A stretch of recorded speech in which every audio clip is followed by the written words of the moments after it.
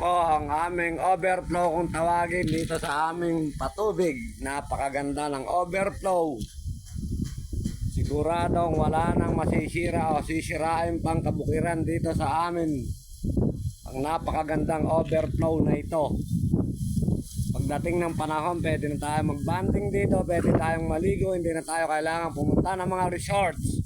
At andito na sa Boracay Resort ang napakagandang patubig.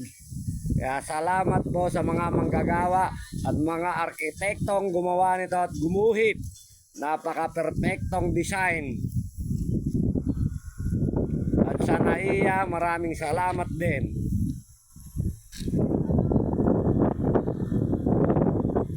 At sa bumubuo ng kooperatiba ng mga magsasaka na nagtulong-tulong para maayos at ipaayos itong patubig na ito. Salamat po sa inyong lahat.